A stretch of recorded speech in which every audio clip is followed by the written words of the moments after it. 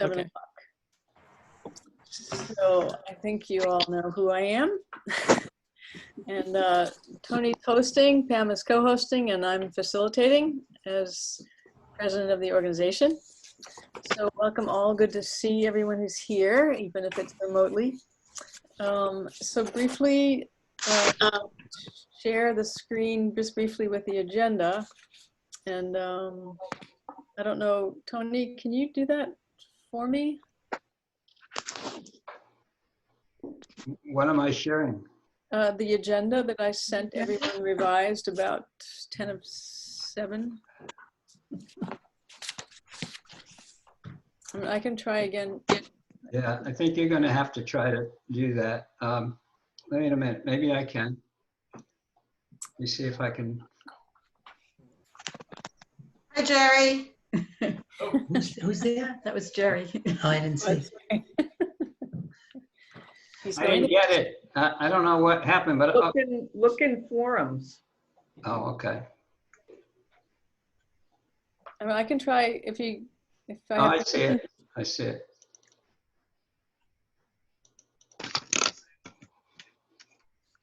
There it is.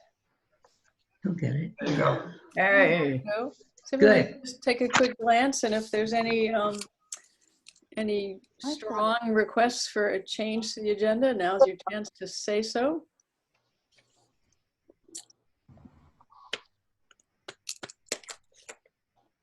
There is, when I was revising it, you'll see a little S appeared by mistake next to the Biodiversity Meadowscaping Joint Q&A. You can ignore that little S, it means nothing.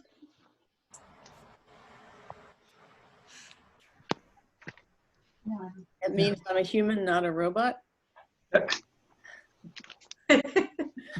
So hearing no changes, everyone's okay with that? You Yeah, that's good. can unshare that screen, Tony, and the steering committee has already reviewed and approved the minutes from the last monthly meeting, but they're in, and we've been trying to kind of negotiate how do we do this in terms of people who are at a meeting and trying to approve the minutes. And we've kind of tried to simplify things by having the steering committee review them and then approve them or amend them as necessary, and then posting them in the link to them in the chat, which I believe Deborah has done, yes? Yes. So if you want to take a look at them now, feel free. Cool. But hearing no objections, we will assume that the minutes are fine, that you guys will trust the steering committee for having approved them. And they'll also be posted, if they're not already, on, I think, on the website. That's where the link goes to. Oh, okay, that's right. The link is going to the website. So moving on, Tony, you wanted to. Well, I think we all know, so, but since it's a small group, but we all know that our annual meeting is taking place next on June 7th, Sunday, June 7th from 2 to 4 as a Zoom meeting. And the centerpiece of that meeting, the annual meeting, is a candidates forum. That's going to involve the candidates running for election in the 10th Middlesex and the 29th Middlesex.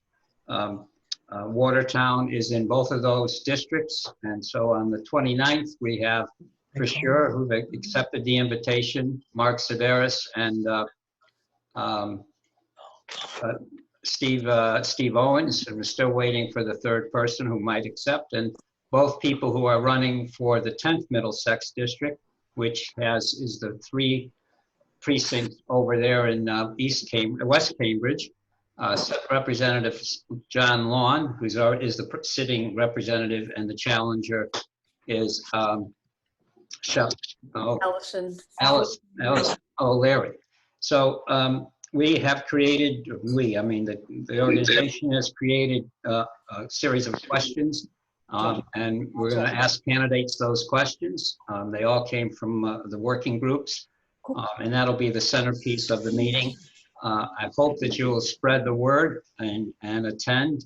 You can find the link at the website. Also, you'll be getting a mailing which will have a flyer in it, and the link is in the flyer also. So we hope that you will be attending on Sunday, June 7th. It's our annual meeting. We only do these once a year, and we put a lot of energy in to make this one particularly important because of the candidates running for election. Great. Thanks, Tony. Jean Vine. Jean's here. Ah, welcome, Jean. Hello. And hi, Ellie, nope, Ernesta's coming in, more people coming in. And Nesta's there. Libby Shaw. People can, I can unmute everybody. But It's a little tricky when people are speaking quietly, even among themselves, while someone else is speaking. So, and it makes their picture come to the foreground. So it might be better as when someone is speaking, if you mute everybody else, Tony, and then we can unmute. Okay, so everybody's muted except Sue Ellen. Can you let me show my video? I don't think you can hear you unless you chat. I unmuted me. This is Jean. I normally come in as video. Until you go to chat somewhere and then write him Oh. something. Okay. That's funny. I have to be seen since our slides are Tony, you there. need to unmute Sue Ellen. I did, I thought I just did. Sue Ellen, you're muted. Yeah, I just did. Yeah. So Jean, did you try starting the video in the lower left corner? Oh, you know what? I'm so far to the left. Yeah. Okay. Yep. There Thank you. go. Okay. I have an account and I thought it was going to videotape the whole thing. So that's why I didn't do it. Oh. We are recording it, actually. Okay, great. Thank you. All This is right. Barbara. Who are you? I wonder who she is. We're Barbara? Barbara and Jean sharing a computer. Oh, okay. Just so you Oh, know, okay? And we're outside my house right now. We're Oh. outside my garage. So who Okay. are you? They see us? So is that Barbara as in Barbara Passero? Yes.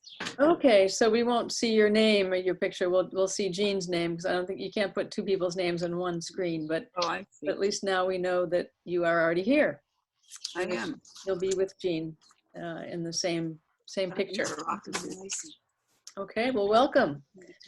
We Thank just, thanks for being here. And we're at this point in the agenda, we're on reports, beginning reports from working groups. And I was gonna ask maybe someone first from climate change, wanna give a report?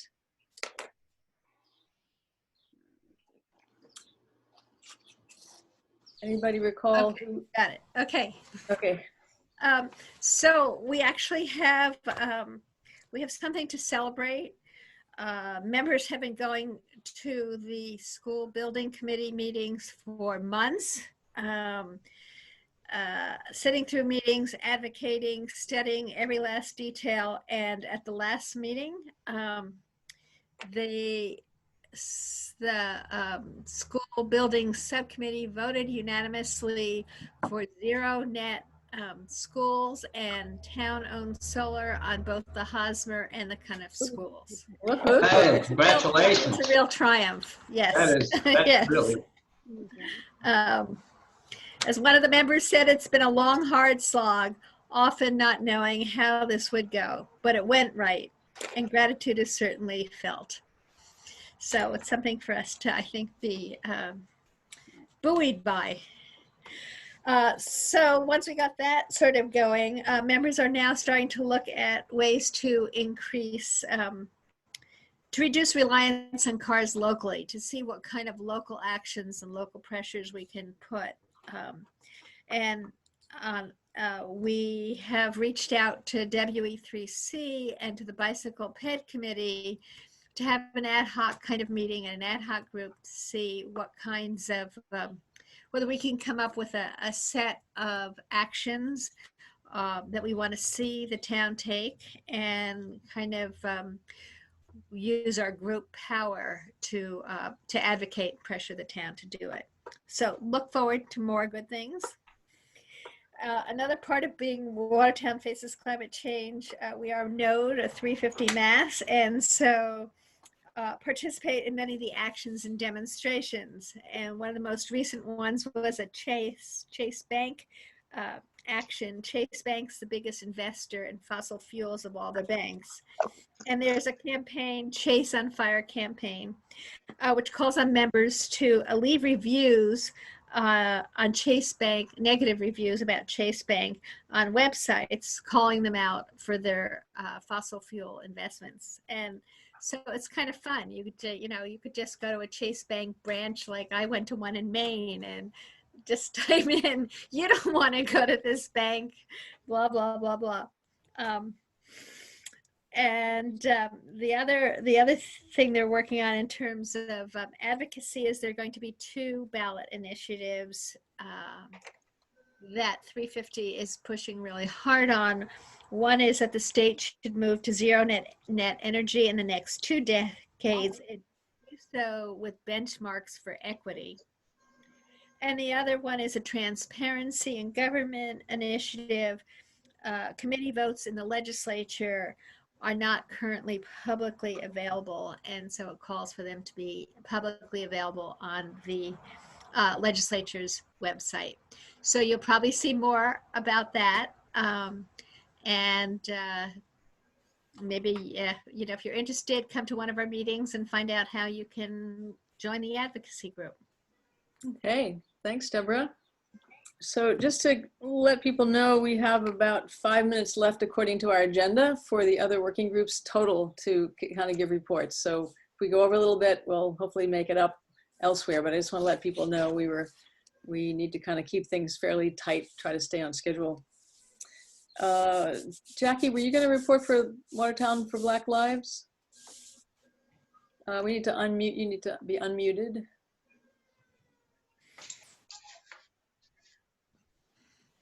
Tony, can you unmute Jackie? I'm on mute. Can you hear me now? No, he has to. Okay. Can you hear me? No, Yeah. now we're muted. Yes, no, we Oh, hear okay. you now. You're fine. Yeah, I'm fine. Okay, sorry. So our last meeting was May 4th.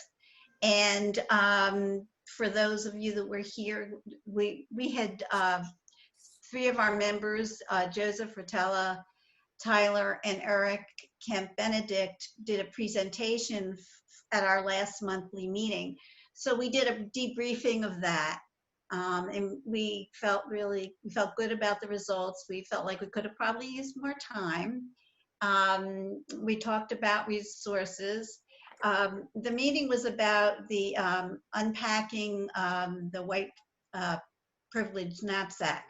And so part of what we're going to do is down the line, we're thinking of maybe a next step would be to come up with a survey to talk about some of the issues that Peggy McIntosh talked about and that they discussed it at that meeting.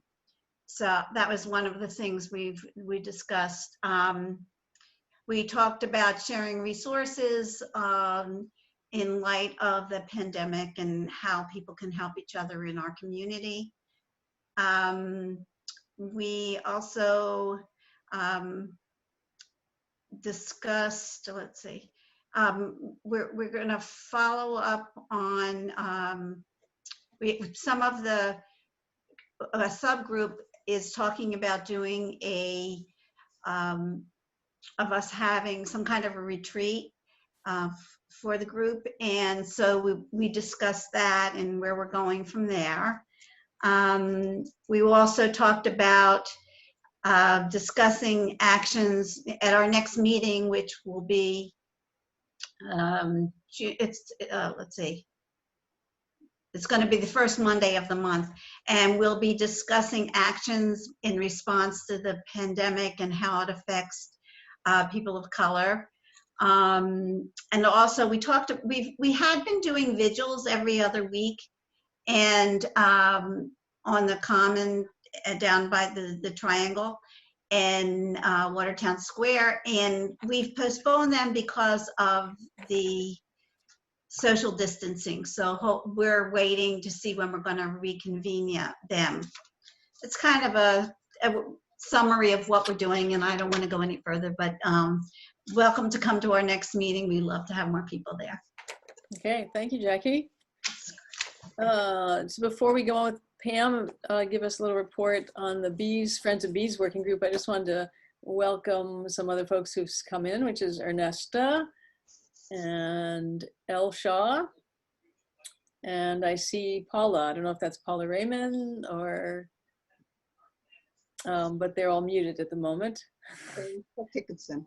But welcome to those folks who have joined us. It's Paula Phipps. Hi.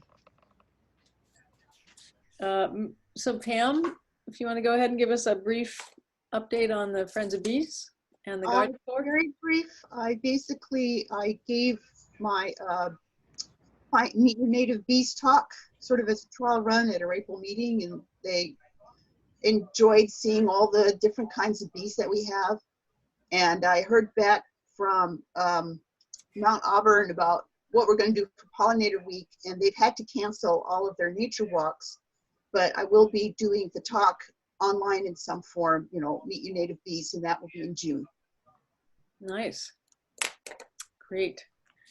So I'll give a brief report for the Refugee Support Group. The last few weeks, we've mostly really been working to figure out to whom to distribute money that we have raised, or we've been contacted about people wanting to donate money to refugee families and immigrant families who are obviously many in dire straits. So of the 30 or so families that we work with, we've been working hard, and we've had about $3,000 in just the last couple of weeks to distribute, including $400 that was requested from World in Watertown for our advice on to whom to make a donation. So it's gone to families, combination of families who have lost jobs because they're either undocumented and other restaurants closed where they were working, or two families, a Guatemalan family and an Iraqi family, both had their apartments burned down and lost everything.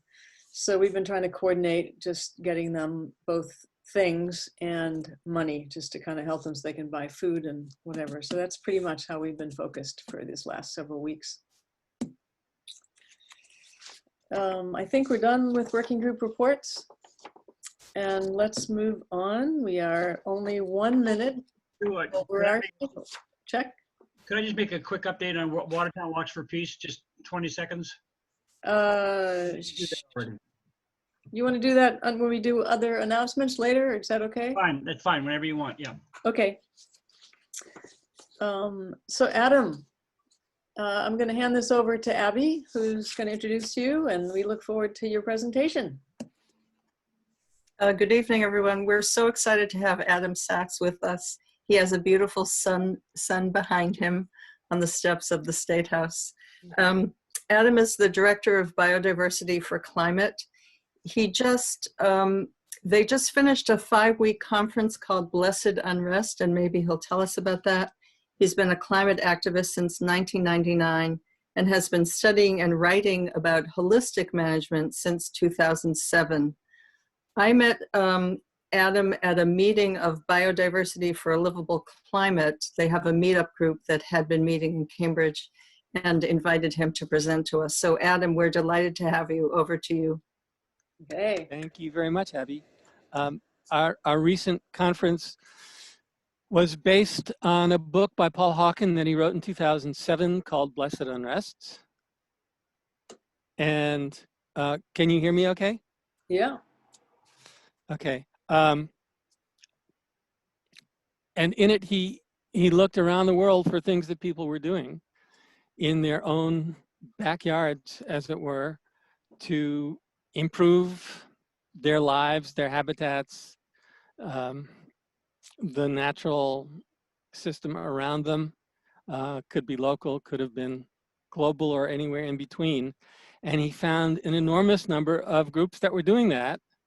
And he called it the largest movement in the world that nobody's ever heard of. And that there were millions of people involved, all in their own little corners, doing these amazing things. And pretty much nobody knew about anybody else. Everybody thought they were all by themselves. And now here we are 13 years later, having had the explosion of the internet and also an explosion of the number of groups and people involved. And what we wanted to do was give many of these people an opportunity to present their work and show that it's possible for people anywhere and everywhere to do this, whether it's in their own backyard or in an entire country. It's kind of like what you folks are doing in Watertown. That is people doing where they live what needs to be done for biodiversity and for a livable planet.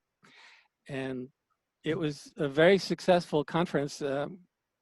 We were going to give it at Tufts, and then everything got scrambled, as you know, and we went on to Zoom, and Zoom works for us very well. Not that it was without glitches, but mostly they were behind the scenes. So we're the only ones who really suffered. And the conference went ahead with some remarkable presentations. And if you go to our website, bioforclimate.org,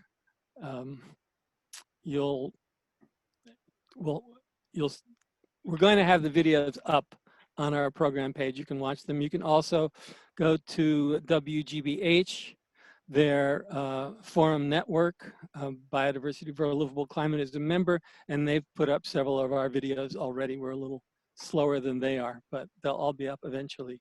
And they're really inspiring. People came. Was anybody there? Anybody from here? There? Well, you'll have an opportunity to be inspired.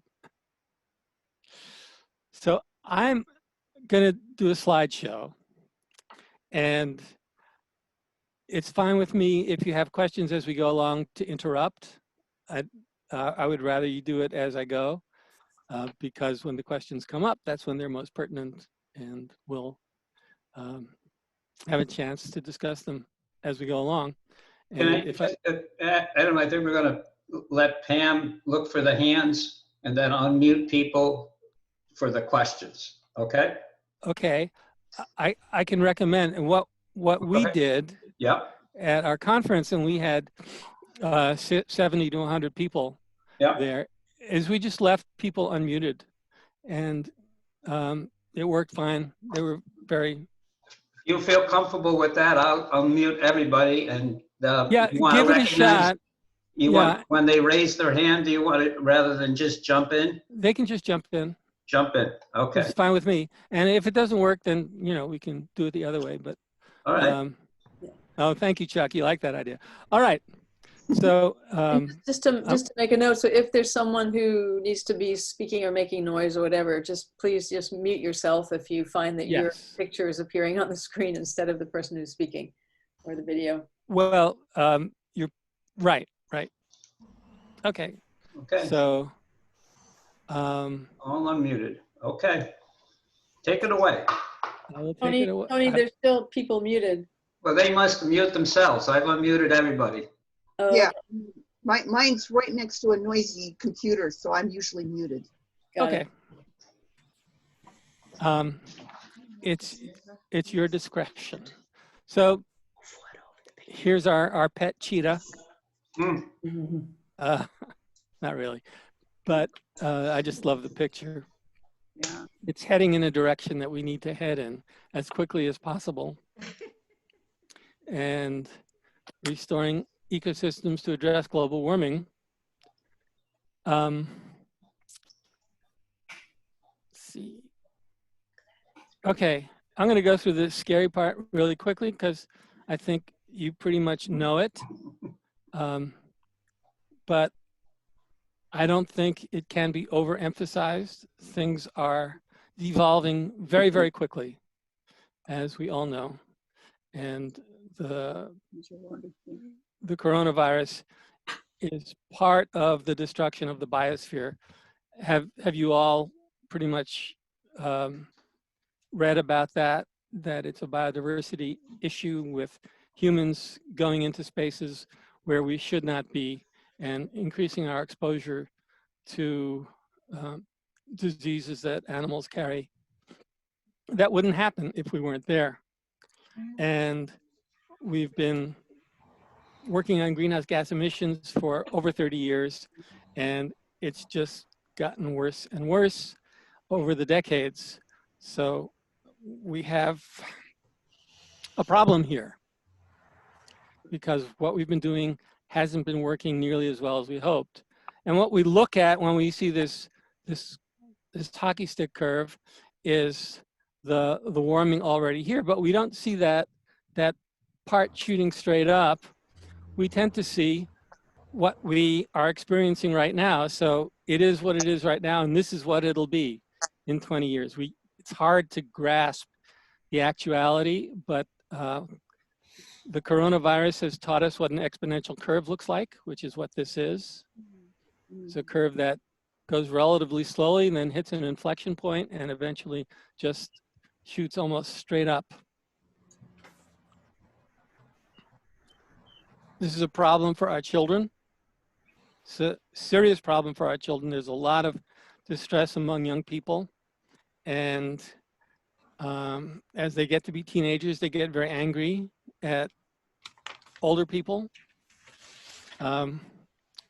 maybe not quite grasping that we went through a very similar thing with nuclear armaments and Cold War and so forth. But that's in no way to diminish the distress that they're feeling. The press on what's happening with climate has gotten, in some ways, much more explicit. And this is a report that comes out of Australia, but it very dramatically demonstrates the kinds of things we're dealing with, especially with respect to how international bodies have been approaching climate and the shortcomings of organizations like the Intergovernmental Panel on Climate Change, the IPCC.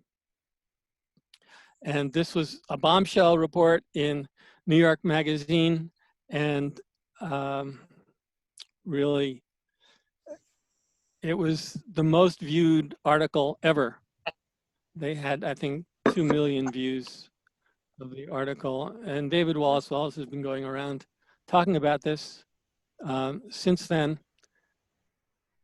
No sunglasses. So what do we do? I'll give you a count to 3 to tell me what we do. 1, 2, 3. Oh, sorry. We reframe the problem. Okay, we've got ourselves in a conceptual box, and that box is that global warming is a function of greenhouse gases. That's opened up a little bit recently, but not nearly as much as it has to. So what is behind global warming? Really, carbon dioxide is one factor in a huge multifactorial planet Earth. And we have isolated that variable and hung everything on it.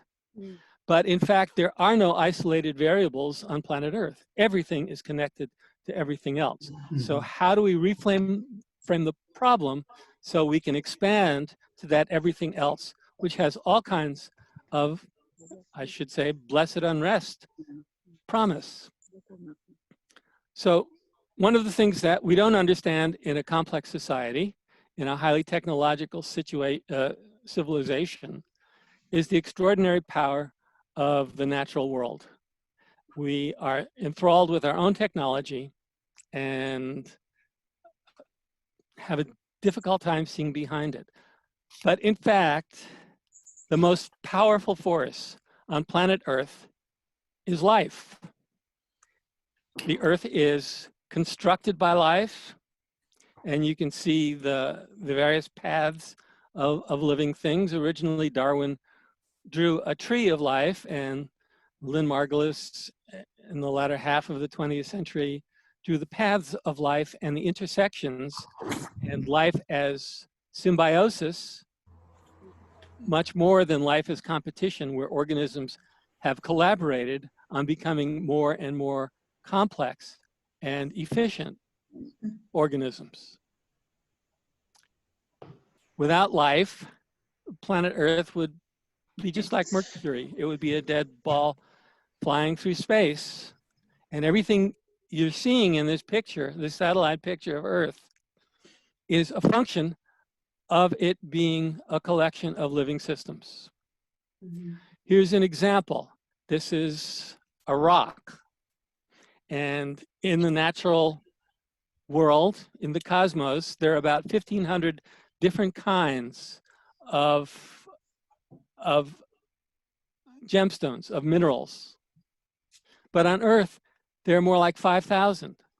And that additional 3,500 or so are here because of interactions with living systems, with bacteria and other forms of life.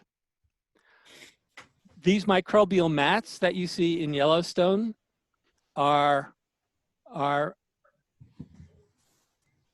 bacteria which hold the Earth together, hold the surface of the Earth together in many instances. And you can see they're taking a rocky shore and starting to colonize it, and it becomes actual land. And these are what they look like. This and many, many more.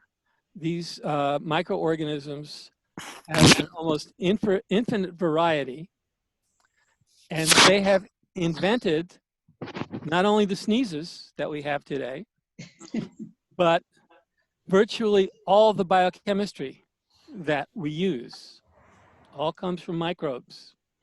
Here's an example of one. It's a single-celled organism called Emiliana, and it creates these extraordinary calcium carbonate shells, and they fall to the bottom of the ocean, and over the eons they build up. They create these large blooms that you can see from space. This is the southwest of England. Cornwall, London would be on your upper right.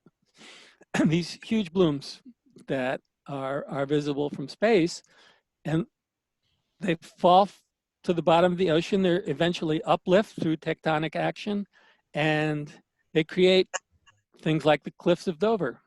Those are all those little tiny single-celled plants that aggregate over the millennia.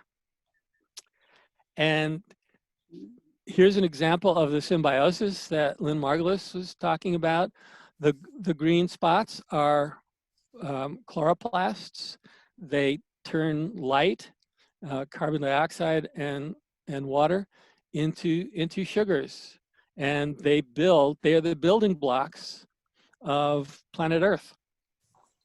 And at one point, they moved in with eukaryotic cells and became the engine of living systems.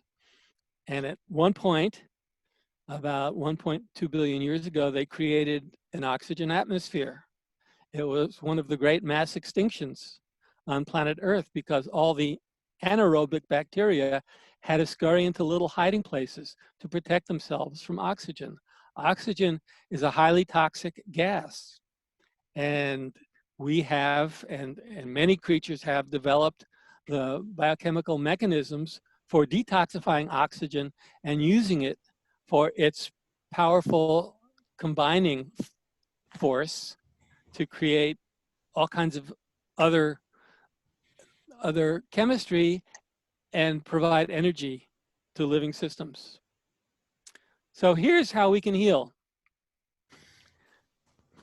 We have a number of experts, just introduce you to a couple of them. This one is technically called a cow, C-O-W, and cows and grasslands have co-evolved over around 25 to 50 million years.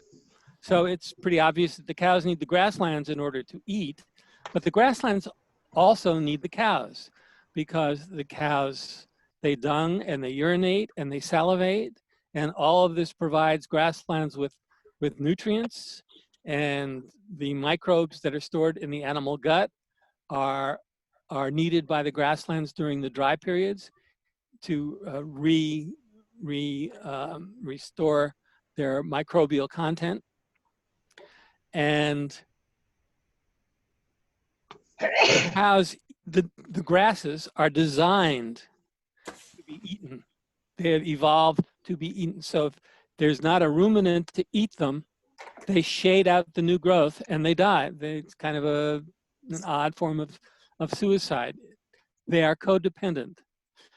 The way we manage cattle is we let them roam widely on the land and they eat their favorite plants until they denude the soil.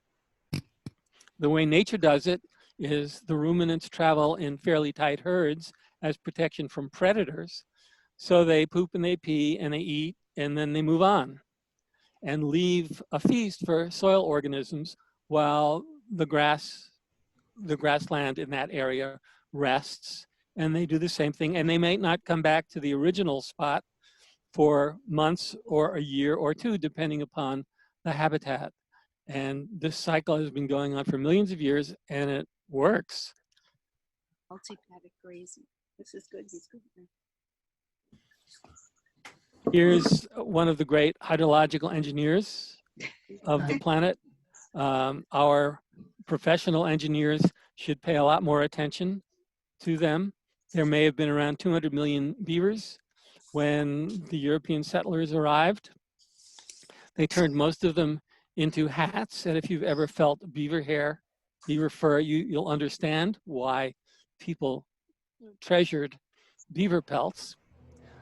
But it put them out of commission, and their work was creating wetlands all over the place, and highly variable and abundant habitats for all kinds of creatures. So they are really a keystone species that has made it possible for our lands and soils to hold a lot of water.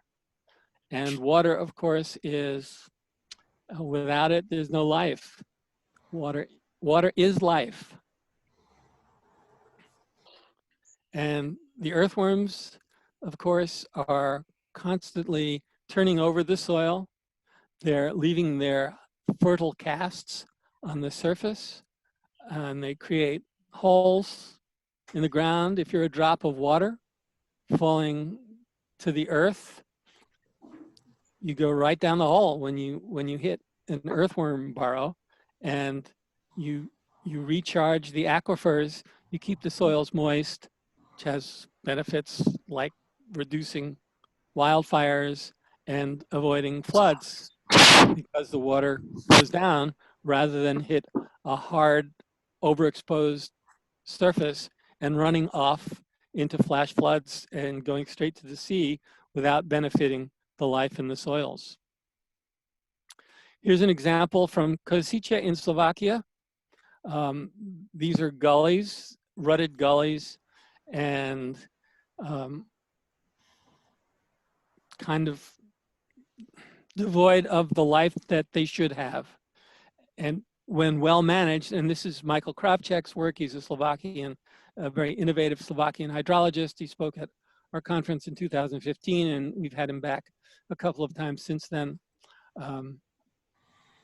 If you manage this land properly in 9 months, you get that.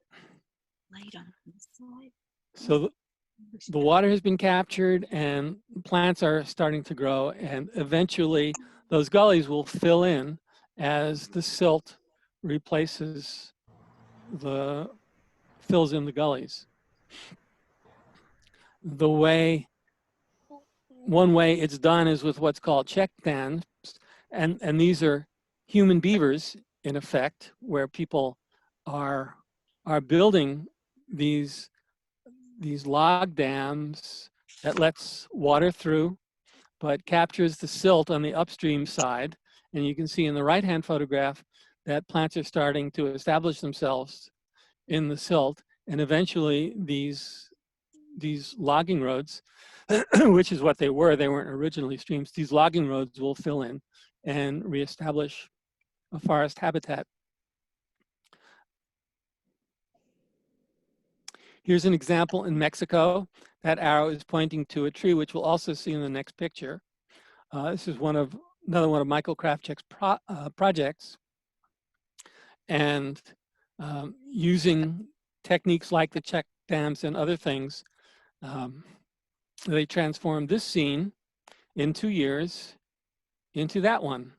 And that's the same tree where it's all filling in and plants are growing. It's not that hard. It's not the proverbial rocket science.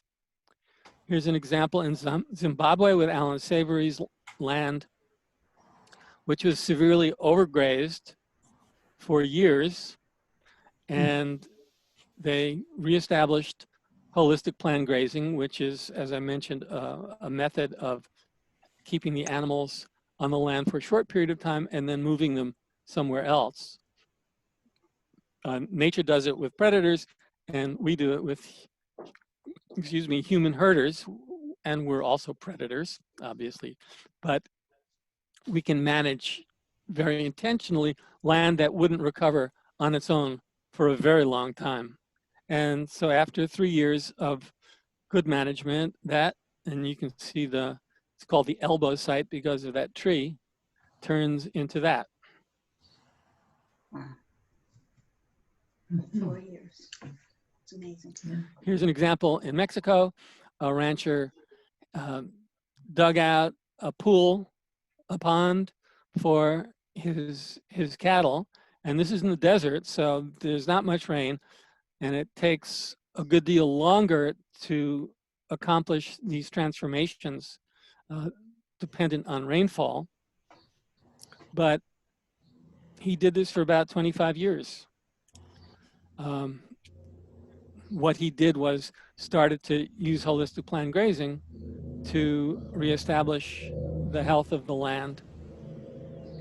And in 25 years, that turned into that. There's probably 6 times as much water in this picture than in the previous picture. And obviously the land is much healthier for many reasons. So a lot of our deserts aren't true deserts. There are such things as true deserts. There aren't that many of them. The Sahara is a true desert for a variety of reasons, and there are some pretty large ones, but many habitats were desertified by human mismanagement. So here's a surprise quiz for you. It's probably been a while since you've been to college, maybe with one exception. But this is my former front yard when I lived in Lexington. And on a 90-degree day, it was around noon, I took the temperature of the scene from under the bushes across the lawn over to the asphalt. And so the question is, what is the difference in temperature Fahrenheit between the warmest and the coolest spot in this picture? How many degrees between the warmest and coolest spot? 20. 20. 40. 40. 80. Who said 80? Who said 80? I did. Okay, you're not showing up on my screen. That's because I muted. Was that G? That was pretty preposterous. 80 degrees. Why do you say that? She was kidding. I'm not kidding. That's what it is. But it's still cool. So when he adds more. Well, why do you say it? What Black makes you say that? asphalt versus shadows under bushes. It's going to be about 80 degrees. Because it's cement. Well, it was actually 60 degrees, but that was a good guess. People rarely guess that high, and it could well be 80 under other circumstances. But the point is that we've got a heating biosphere that doesn't have to heat. We have ways of keeping it cool. Nature has ways of keeping it cool, and we have undercut those ways. Was this and wet bulb or dry bulb? Dry. Oh, okay. I think if you did wet bulb, it would have been 80. Could have been. Do you want to explain what wet bulb is? You put the thermometer in a wet piece of cloth and you wait longer Uh-huh. because the humidity makes a difference between the difference of temperature. Okay. Yeah. So A question. You Yeah. said 60 degrees, which Mhm. means it was below freezing in the no, cold. no, the difference between the hottest and the coldest spot. It was 90 degrees. So But 30 it's 90 degrees. degrees and 60 degrees colder would be 30 No, degrees. didn't say 60 degrees colder. Oh, I thought It's when 60 you degree asked the difference between them. the hottest and the coolest spot in the Oh. picture. So it Right, was and so if the 60 difference were 60 degrees. Right. So it's 60 degrees Fahrenheit under the bushes, and Okay, 100 so a was actually difference of 30 it was degrees. it was 68 under the bushes and 128 on the asphalt. Okay. And the asphalt is acting as a black body. That is, it re-radiates, strictly speaking, it re-radiates the heat to the fourth power of the temperature in degrees centigrade, or is it an absolute? In any case, it makes it a lot hotter. And of course, this is far from a perfect black body, but we've got lots of those around, and even on the lighter parts of the picture, because there is no water in the soil or on the walk, we get those hotter temperatures. And everybody knows this from walking across parking lots or from on a hot day from a grassy field into a forest. So here's an example in India. Rajendra Singh was known as the waterman of India. And he spoke at our conference in 2015. And he went, after he graduated from Ayurvedic medicine school, went out to the villages. We wanted to help them with their healthcare. And an elder came to him one day and said, well, we really appreciate your medicines, but what we need more than anything else is water, because all the young people had left for the cities since the farms were not producing because it was so dry. So Rajendra learned some ancient techniques of capturing water. And in 15 years, he changed the whole scene. Wow. Here's an example from northeastern Nevada, Elko. A rancher and a fisheries biologist who worked for the Bureau of Land Management collaborated. The rancher wanted more grass and water for his animals, and the fisheries biologist wanted to see the trout come back to the Great Basin, which didn't have enough water for trout. So they got together. He started doing holistic planned grazing. And after about 15 years or so, there was enough water that the beaver internet got word and sent out a couple of representatives to work their magic. And 15 years later, that land looked like that. You can see the beaver dam on the stream. And that was after 4 years of drought, and other ranchers were trucking in water for their cattle. And on Susie Creek, they had plenty of water and plenty of grass. And Nevada used to be a grassland. So what you see on the hills isn't what it used to be. What you see in front of you is what it used to be, and it can be brought back. And so all that green that you see, all of those growing things that you see, that's carbon that used to be in the atmosphere. And some of it will cycle back, but some of it will go into the soils and the roots. And the fact that that stream is there, that's what happens when the water infiltrates the soil successfully. And that's what the animals did, was they turned over the soil so that opened it up to whatever rain did come down, and eventually raised the water table to the height where you have those perennial streams. And here's an example in Somerville of depaving, where somebody decided they didn't want a backyard of asphalt. And so they had a party, and the city provided a dumpster, and people tore it all up.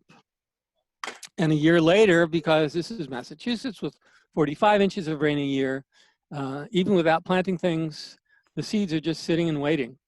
And it all started to come back again to be a native habitat.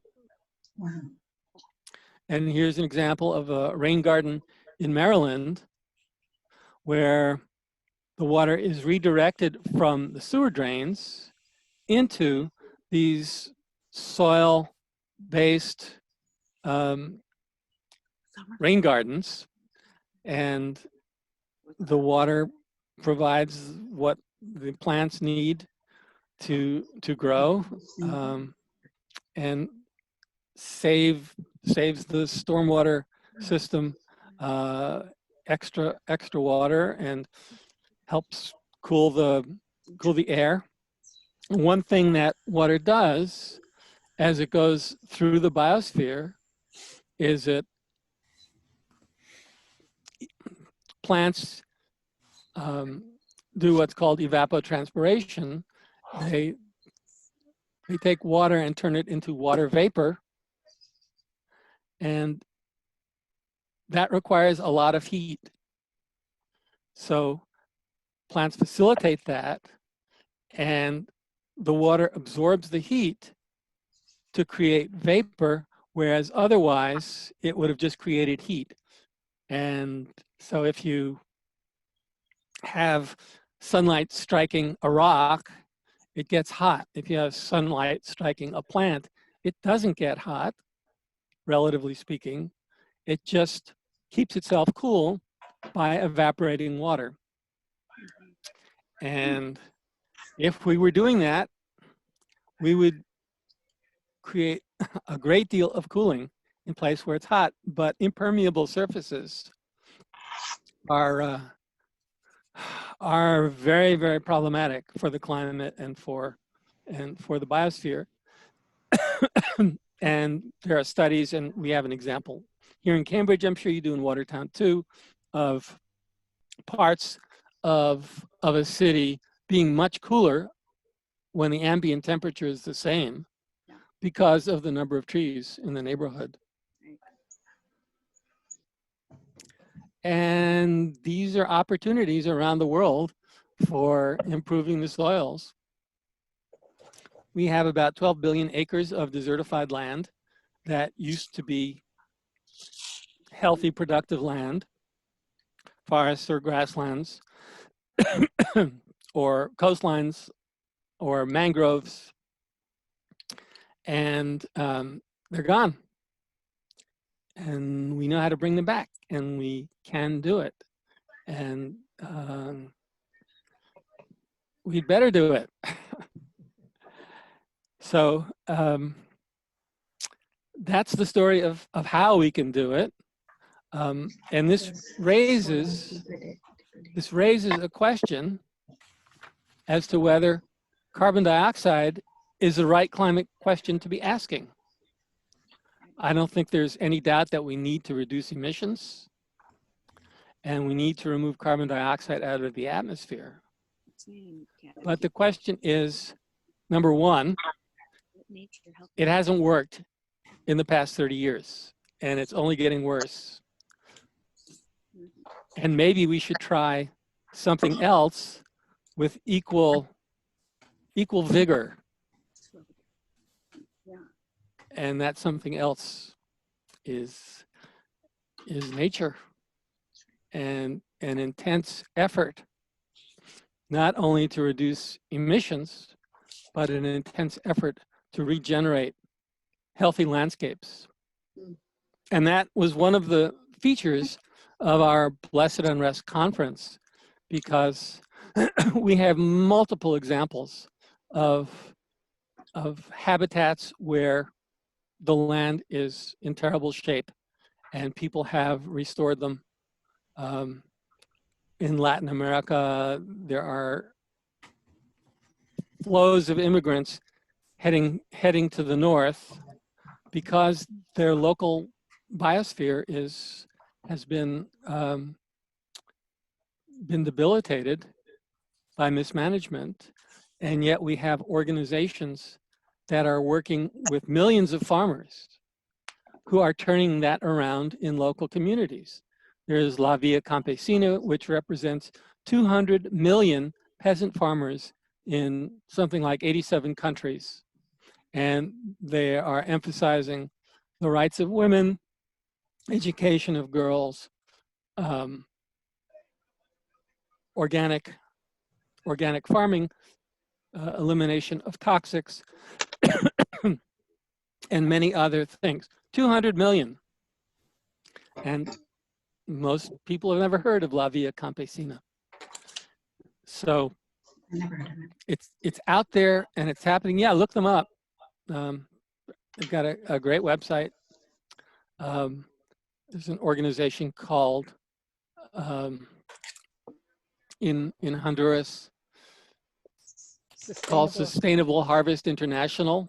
Yeah. And they, in the past 20 years, have taught 3,000 farmers how to make their land far more productive organically. And they go out and teach other farmers. There's an agronomist named Roland Bunch, who is also at our Blessed Unrest conference, who has done similar things across the Sahel in Africa, and done some amazing work over the past 50 years. And this is all happening. So we need to ask a different question than how much carbon dioxide we can store. I think we need to ask the question of how much land can we turn bountiful again? Because if we do that, the carbon dioxide will likely pretty much take care of itself. So I leave you with that. And this is my grandson, who thanks you for caring about all of this. And if there are any questions or comments? You don't need to go all the way to the Sahel to make an impact. You can do it in your own backyard. Absolutely. So Absolutely. We'll be talking about that shortly. Yeah. But yeah. Good. Adam, Yeah, that's Chuck. great. I'm not sure if I successfully did it, but I went to try to type La Via Campesina in the chat. So if people want to Google it or how it's spelled. Yeah, it's easy to find. And to join them, I don't know. Yeah, Chuck. Yeah, so Adam, thank you for this fabulous presentation. Thank you. This really is a whole new perspective for me, so thank you. Yeah. I guess my question is that in terms of reducing carbon emissions, there's all kinds of actions that are required at the policy level in terms of changing behavior and all of that, whether it's miles per gallon or whatever it might be. So in terms of this other kind of way of looking at things and achieving what we want to achieve through different mechanisms, what are the major kinds of things that have to happen in terms of changing behavior and changing society? I mean, what are the initiatives and the policy things that have to happen? And what this lays out as a direction. The question I've gotten is maybe it's another set of resources you can point me to or us to, but just how do we get there in terms of actual changing behavior, make societies and people and things work differently? Well, I think the first step, as you've noted, is to become aware that this is a possibility. Beyond that, as I said, there are millions of people doing it. There are many in the US and certainly around the world. There is Regeneration International, which is promoting this. You can look them up. It's regenerationinternational.org. And there are farmers and ranchers all over the US, more and more, who are implementing regenerative management techniques. And the difference between regenerative and organic is that regenerative not only creates organic products, but it also improves the land while doing it. And it has to do with proper land management and water management and application of biologically dynamic inputs to the land. I mean, compost and compost tea and manure and green manures, which are, okay, Pat, you need to mute, please.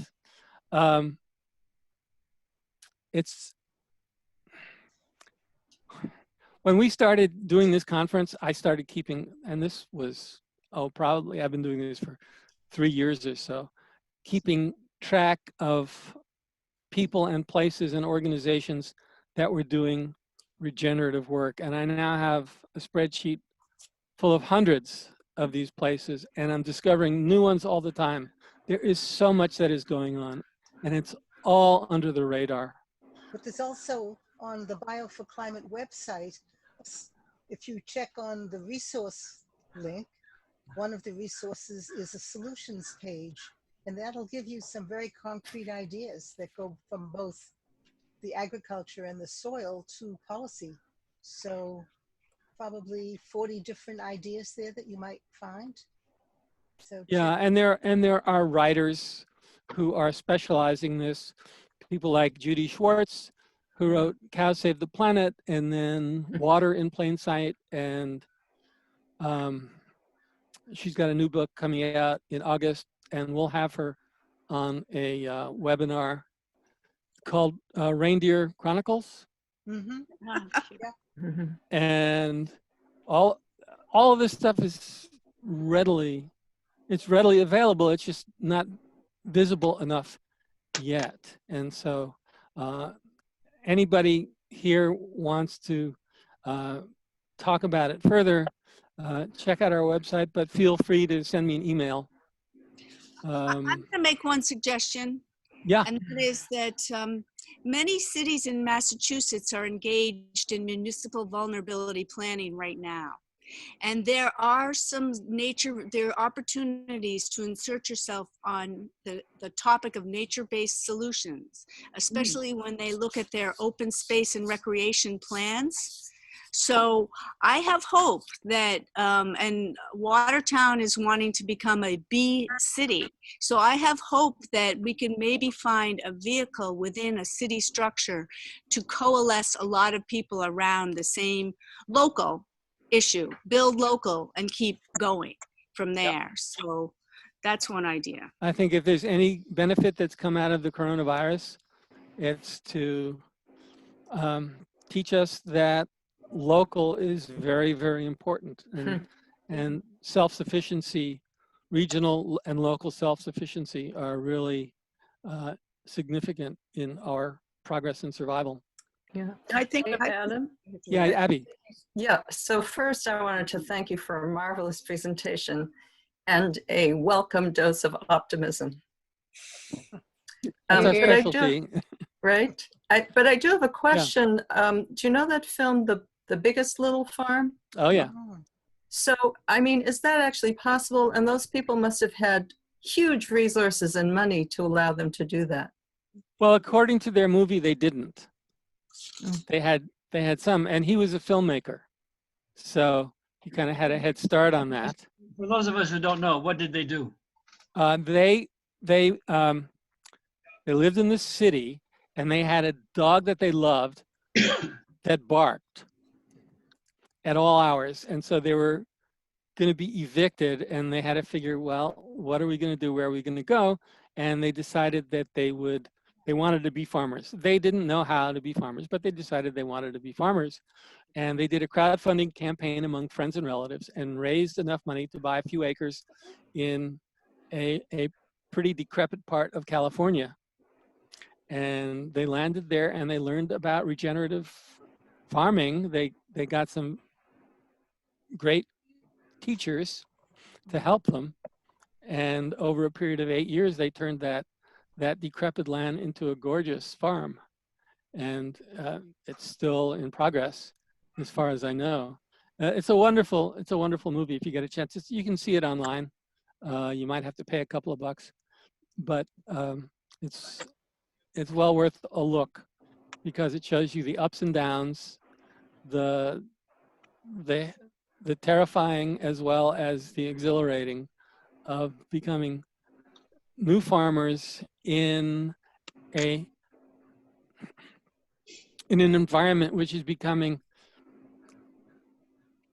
I hesitate to say this because it's only partly true, it's becoming hostile to farming, but it's not hostile to the farming of people who do it regeneratively. Certainly there are things that can overwhelm no matter how good a job you do, like massive floods, which are, by the way, human-induced floods. And it has to do with, miles and miles of impermeable surface or dams that are not well maintained. But by and large, you change the world. A resource I would highly recommend is a 12-minute video called Soil Carbon Cowboys. It's on Vimeo, and you can just Google Soil Carbon Cowboys and you'll find it. It's 12 minutes, and it's a year's course in regenerative land management, but you can also see it as pure entertainment as well.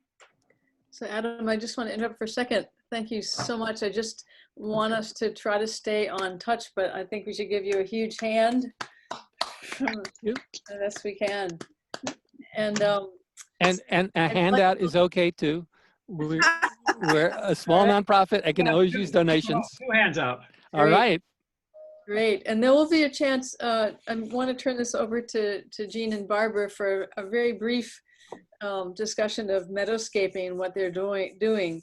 And after that, we should have time for a few more questions to either you, Adam, or to Jean and Barbara, and then we'll go on. So I think Pam, you're going to introduce Jean and Barbara. Yes. So we got to know Jean and Barbara through Friends of Bees. They are the meadow makers, and planting meadows is very important for all kinds of pollinators. They also have a summer program that helps young people learn how to run a business, doing native plants and that kind of thing. So, and they're also offering, they just let us know that they're sourcing their plants from Native Plant Trust and Grow Native, and they have plants for sale, so you can find them at meadowmaking.org. So here's Jean and Barbara, live from nature. We are sitting out in Jean's backyard. Birds are wondering why they can't come in and sit here. I want to share the screen here. How do I do that? If I start the conference call, I can share screen. Can I do it here? You can get permission to do that. Oh, give me permission. Thank you. Tony, I think you need to do that. Yeah, I don't see how to do that from mine. Okay, go to the little green share screen button at the bottom. If you hover over the bottom of your screen. Got it. So are you going to be showing a video or just pictures? Just pictures. Okay. Do you see it now? Yep. There we go. Yes. All right. I'm just going to play. I'm going to open it up. Yep. This is our new logo. So we thought you should, our nickname, just like Bio for Climate, we're a MS for B. Actually, we've been that way for a while. This could be one of our titles. But Barbara's going to start off. Okay, well, I just want to thank you all for having us, and especially with Adam. It was so interesting to hear that there's some hope, because with politicians around, doesn't seem like much hope, especially a certain politician. But so we were our programs combine environmental education and empowerment. So the kids are empowered. They feel hope, because they can do themselves what can help themselves, and they do it in their own backyard. And the things that we've been working on for the last 3 consecutive years have been loss of biodiversity, nature deficit disorder, and climate change. Does anybody know what nature deficit disorder is? Since we've been all sitting inside for the last 2 months? Yes, I do. Yes, I do. Has anybody else gained 20 pounds? I don't know. Anyway, so we can act in our own communities to try to save nature. And the thing is, it's so simple. And we call it healing nature, healing the earth through education, one meadow at a time. So if everybody put 1 or 2 plants, started out in their backyards, the front yards, each of those plants starts adding up to helping restore biodiversity. So we're going to go into what we actually do when we're founding. We focus on teaching youth how to garden with intention, using native plants as a way to restore biodiversity. You can read that. We've really shifted since we started with younger kids. We have now shifted to teens who earn a paycheck while learning how to create ecosystems. Shush. Wow. Oh my gosh.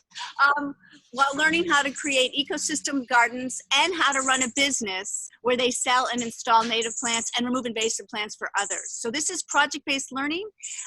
They get a curriculum when they're not out in the field to complement what they're learning, but they take pride in their ability to, I'm sorry. Can you hear all the birds? I feel like I'm in an aviary here. Anyway, this year, because of COVID, our model is going to be slightly different, where we will not get as many students in our communities of Cambridge, Waltham, Belmont, Newton, but we will get a few, and we will train them virtually and then do customer work at a safe distance. So if you would like your yard redesigned to be environmentally sustainable, we're doing that for, I think, 3 or 4 people right at the moment. And then we're going to use the students. In my case, I'm going to be using the students to do the work in the landscaping. So they're going to be learning how to be landscapers who know what they're doing. I mean, I don't know how many of you have landscapers that don't have a single clue about what a native plant is. You gave somebody a list of native plants, and they didn't know what they were. But sticking to what the purpose and how we complement what Adam is talking about is, rather than wring our hands or stay inside any longer, we all can help the ecosystem, beginning in our backyard, then moving out into the community. And this is your typical food web for the types of species you would see here. And it's a web. You lose that grasshopper, then you're losing a big source of food for your toad. You lose that titmouse, you're losing a big source of food for the fox, etc. So this is really our starting point. And our emphasis, I think one of you asked how we could change our way. Well, one of the hardest things we find is that people my age and older grew up with a landscape aesthetic that their parents taught them that was built on resource intensive lawns, ornamental plants, not in my case chemicals, but things that were pretty for the moment, but weren't part of the food web. So people have to learn that your garden can be pretty, but it has to serve a function. And the function is providing food for the pollinators and the insects, which then in turn support the food needs of the other predators up the line.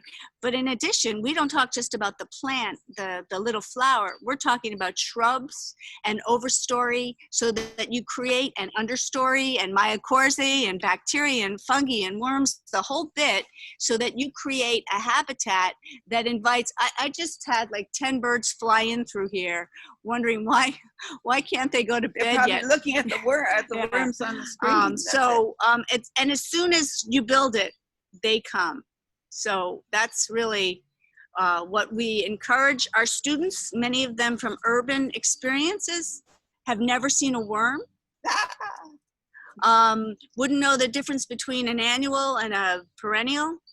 Wouldn't know the difference between Asclepias tuberosa and the Latin version of black swallowwort. But by the end of the program, they're photographing an insect happy on that swamp butterfly milkweed, and they are pulling pods of the black swallowwort.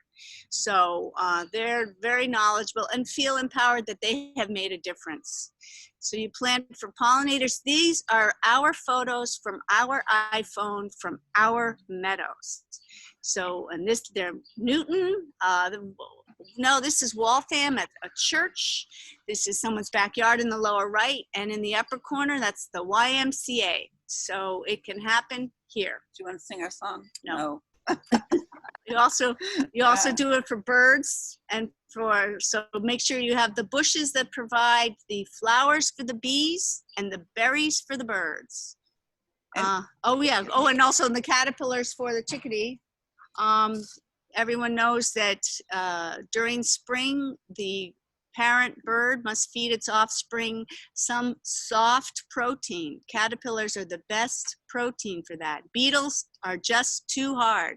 So robins feed worms, but they're about the only bird that's using those worms for their diet. But we've seen insects tonight picking bugs out of the trees and some of these smaller caterpillars. So it's very exciting. Yes. So yeah, here's some little kids. We did a program with some boys and girls, with the Boys and Girls Club, and see those are magnifying glasses. Kids are really interested in what you say, you know, Adam. They're really interested. If you can, there's a author, Richard Liu. We might have heard about him. He writes about nature deficit disorder, and you have to care about what goes on in the earth. You have to have a connection. And we try to make the kids have a connection with Earth. So they're looking at bugs, they're looking at plants, this is a city location, but they're able to use this. So we know that Watertown wants to be a bee city, and we wish that other cities would do that. In Belmont, we're trying to encourage them to think of community-wide wildlife habitat certification. You achieve that one yard at a time, or one churchyard, an educational program. But I don't know if anyone saw in The Guardian a story of this Costa Rican town where the mayor, the town is called Sweet City, and he gave citizenship protection to every pollinator, tree, and native plant. And he did it because he wanted to build biodiversity corridors throughout his city. So imagine, it's such an inspiring story. Imagine if we could do corridors like that using health strips and backyards. Start local and keep, and that's some of the land that we can be converting. We're just going to quickly show you some before and after photos and some of the favorite plants we have for pollinators. This is our first project, Waltham. That was a pretty yucky east lawn of a church. At the end of the first year, it looked like, perennials are sleeping in that first year.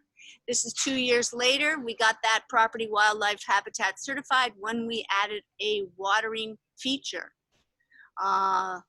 This is my yard, started by removing English ivy and mixing vegetables and not all natives. And by July, I have all natives. This is the Park School in Brookline, where the Meadow Club started with a blank slate.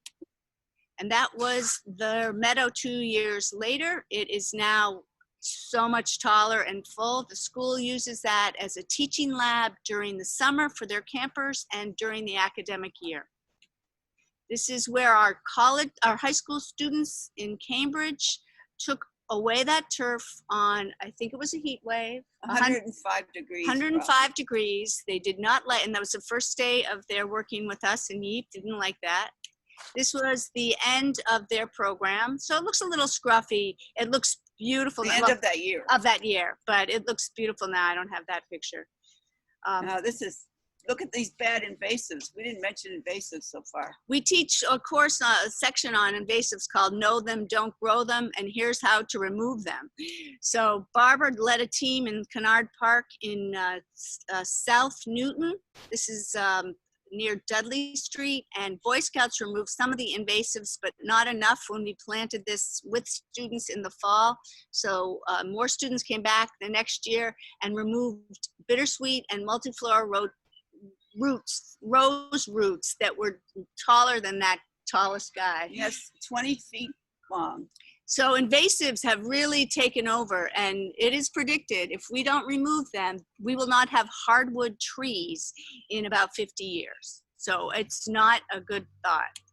This is City Hall, the Common in Waltham. That garden is twice that size now. Just a planter in Cambridge over by the MBTA. This one now needs a little bit of a invasive pull. I was there yesterday, pretty scary. This is our meadow with a mixture. And now quickly some plants. Blue vervain, bees love it. Goldenrod is one of the best herbaceous plants you can offer because so many insects get food from that. Purple coneflower, not native to this region of the country, but we offer it because it does have a pollinator benefit. New England aster, bees and butterflies. Culver's root. This is an early bloomer, false indigo. Bees love this. Anise hyssop, they love this too. Joe Pyeweed on the left, and Joe Pyeweed works really well in rain gardens because it likes moist soil. Not to be confused with swamp milkweed on the right. The flowers look similar. Bees love both. Sunflower, who doesn't love a sunflower? And don't forget your trees, especially for the emerging bees. Redbud is one of the earliest bloomers. Maples provide resin and nectar for the bees. There's also sap in the trees that the bees can access. Serviceberry, you've seen these. The bloom is just past. Bees love this one, and the list goes on. This is Jean's little population here. This is my family of cardinals. So there we go. Any questions? Thank you so much. Yeah, if you this year probably we're looking for we'd love to expand to Watertown. In some year when there's not all this stuff going on. So maybe next year we could work with you to get a group going here. I do have you bookmarked as probably part of Bee City. Oh, good. Oh, good. Okay, great. And thank you guys so much. That was a beautiful, beautiful display and presentation, and so beautifully ties into the work that Adam was doing and talking to us about. So we have yeah, I think it's wonderful. Yeah. Thank you. Thank you. Just about 5 minutes for questions, comments, and then we'll go on to other announcements. What do you do with greedy politicians? You got to get rid of them. Could you unshare your screen? Oh, sure. Sorry.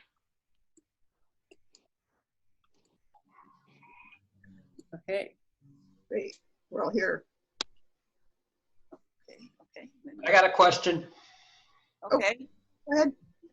First of all, I wonder if we could get the source that Paula was referring to when she said there are a list of 40 or so things that people could actually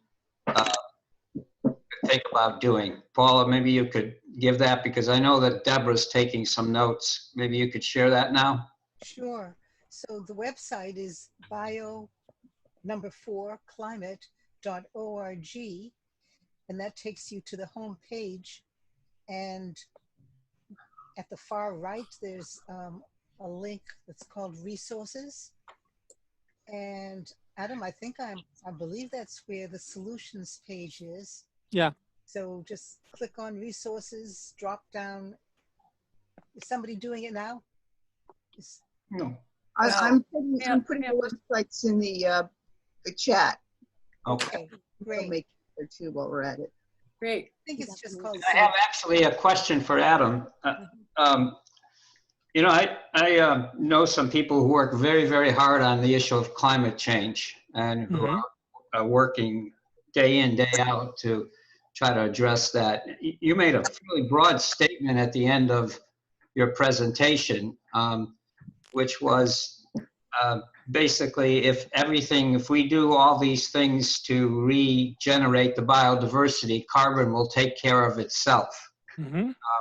That's a pretty strong statement that I would want to have you talk a little bit more just how you can come up with such a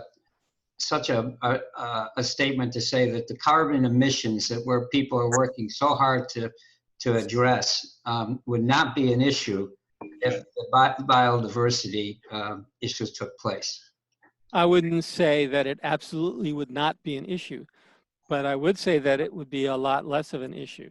For example, I mean, you've seen several examples, and there are thousands and thousands more of parts of the biosphere that, despite elevated greenhouse gases, are cool and have plenty of water and are producing a lot of healthy ecosystems. And I think that at some point, the carbon dioxide, which does trap heat, could overwhelm the system. So the way it works is that the heat on Earth comes from sunlight hitting objects and creating molecular motion in those objects. When heat hits a rock, when sunlight hits a rock, the molecular motion creates heat. When sunlight hits a green leaf, it provides the energy for the plant to make carbohydrates and essentially everything that we eventually make out of carbohydrates. I mean, proteins, fats, everything. And it doesn't increase the temperature. So there are two kinds of heat. One is called sensible heat. That's the heat we feel when sunlight hits a solid object. And it gets much hotter when it hits a black object than when it hits a white object. But in either case, it creates sensible heat that you can feel. When it hits a leaf on a plant, the plant takes that photon and runs it through a very complex process that results in evapotranspiration of water and the creation of molecules that the plant creates, sugars primarily at first, that the plant creates for its own survival and shares with a universe of other organisms. But it is not turned into heat.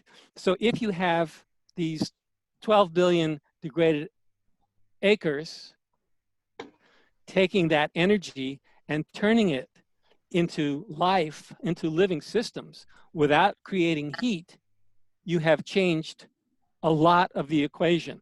Now, I can't tell you how much. Will it be enough on a global scale to reverse the melting of ice and the violent weather and all of that? Well, we know that healthy ecosystems handle stress a lot differently from unhealthy ones. I mean, you take Houston, which is mostly paved. It's impermeable surfaces. The water has nowhere to go but flood.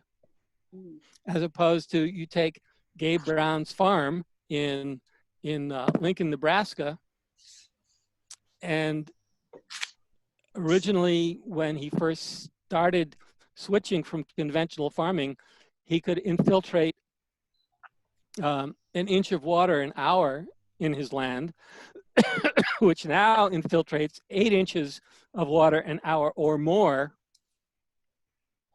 because of the health of the soil. So all those changes. Adam, if I could interrupt for a second, because I'm just a little concerned about the time. Yeah. It sounds like you're really not saying that it's not important that people put their efforts into CO2 reduction in the places where it is, whether it's airplanes or whatever. It That- absolutely, That still has to happen, but these things absolutely have helps. simultaneously. And Right. the fact that so much of what you're describing is under the radar needs to be brought out from under the radar and Yes. really made more Yes. prominent. Does that help, Tony? Yes, very much. Thank you. Great. Any other questions or comments before we go on to just other announcements and kind of wrap things up?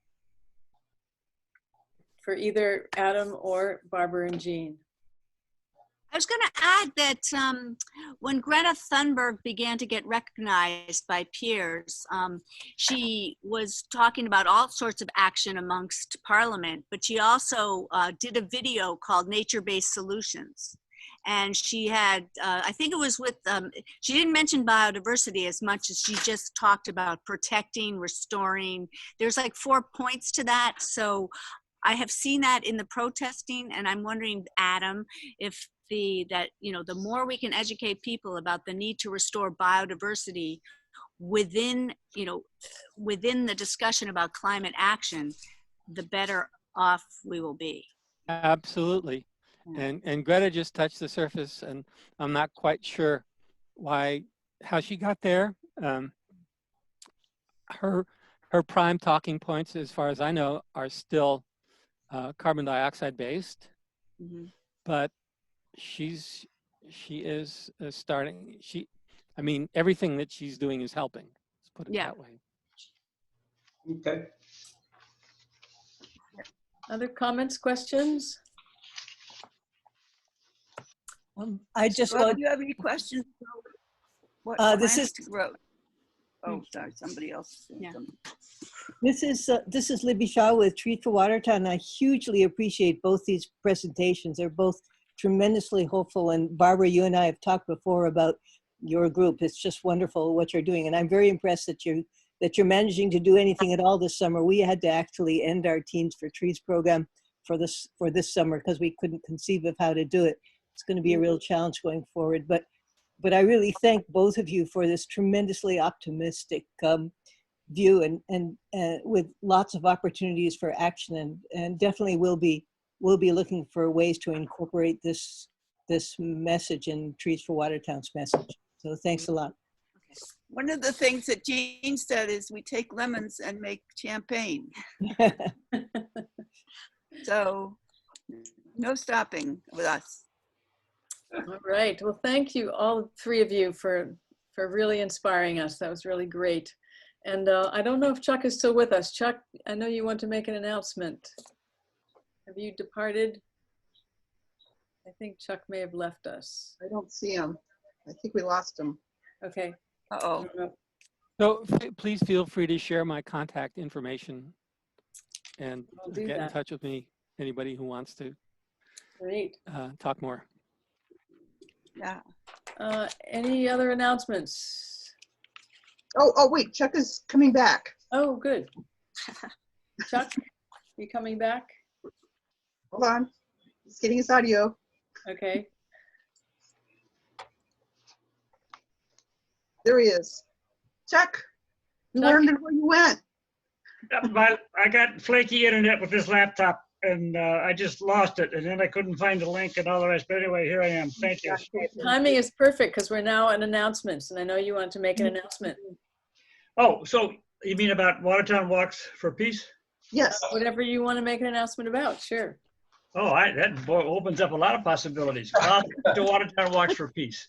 I just want to let everybody know that through the support from Watertown citizens and World of Watertown, and a bunch of other people, we had an amazing effort this year. Even though this was only virtual, there was no personal participation. We didn't get on any buses, so we missed all that, and that was a real loss, no question about it. But our goal this year was reduced from last year. It was 2,500. This year was 2,020. And Deborah was part of that process to help set the goal, along with a few others from Road and Watertown, Nicole Gardner also. What do you think we made? Here's your choices. Well, I'll just tell you. We raised, not 2020, we raised $3,241. Which was 60% over the target. Nice. And there's only I think, $34 shy of what we did last year. Wow. So that was quite a really, special effort. We had 55 donors, I think less than we did last year, but I think partly what it shows is we had such a successful effort a year ago, and there was just kind of a carryover enthusiasm this year. So thanks to, Watertown citizens for being part of this. Road in Watertown, Will Tomley from First Parish. We had a number of community organizations that worked together, and and it made a difference because, it was very important for the Peace Institute to have this kind of fundraiser. And I don't think they made their target, but they got pretty close to it. And for those of you who are able to be part of the online walk for hunger, so to speak, it was rather poignant because Tina Sherry's mother died 2 days before this actual event.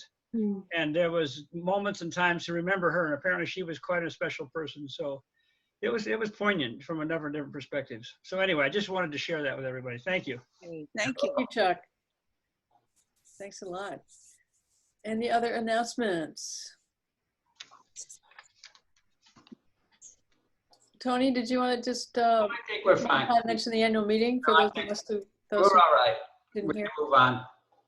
Okay, so this is our time to just kind of close out today's meeting. And it's really helpful to, well, first of all, thank everyone for being here. And now is just a chance to briefly evaluate how was this meeting, and feel free to write something in the chat, or if you want to make some brief comments about how this meeting worked well, how it could have worked better, any kinds of comments like that. Now's a really great time for us to get that feedback as a steering committee.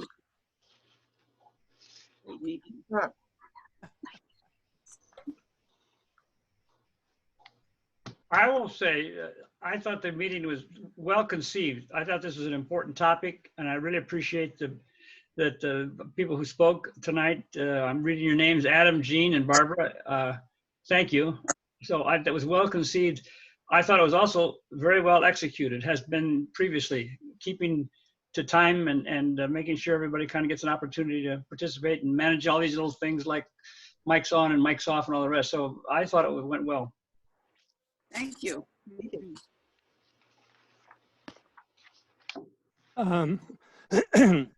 If we're ready to close, I would like to show you a brief video from Laurel and Hardy on how every Zoom meeting ends.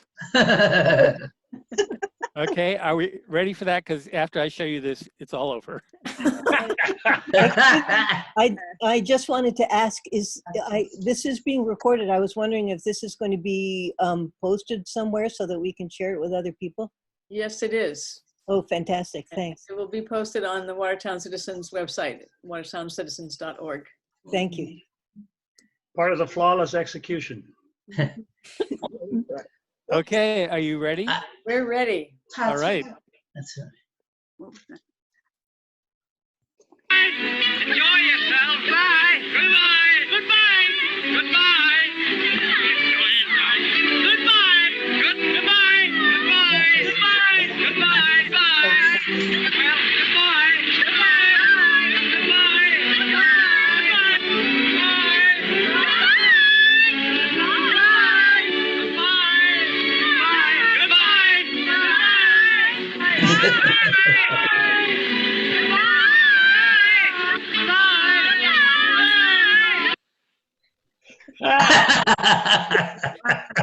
Thank you, Adam. We never got away. You're most welcome. See you all next time. Goodbye.